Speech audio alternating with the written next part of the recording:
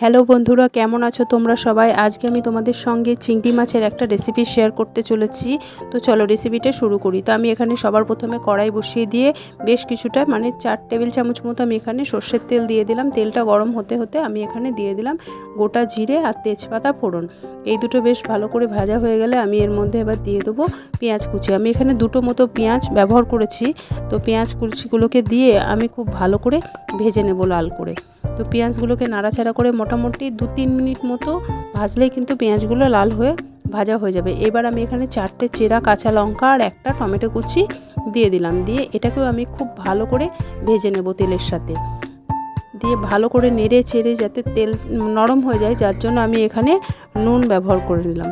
স্বাদ মতো নুন দিয়ে দিলাম। দিয়ে আমি ঢাকা চাপা দিয়ে এটাকে আমি আবার সিদ্ধ হতে দিলাম।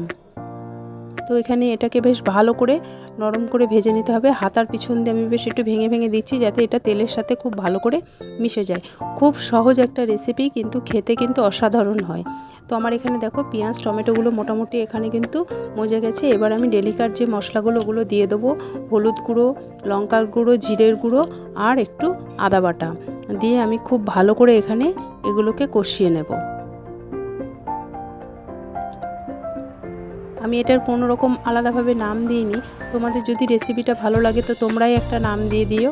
তো এখানে আমি তেল ছাড়া পর্যন্ত আমি এটা মশলাটাকে ভেজে নিলাম যাতে পুড়ে না যায়, যার জন্য আমি এখানে একটু জল ব্যবহার করলাম আর স্বাদ মতো চিনি দিয়ে দিলাম। দিয়ে আমি বেশ মশলাটাকে তেলের সঙ্গে কষিয়ে ভেজে নিচ্ছি। মশলা কিন্তু আমার মোটামুটি ভাজা হয়ে গেছে। এবার আমি এখানে চিংড়ি মাছগুলোকে দিয়ে দেবো।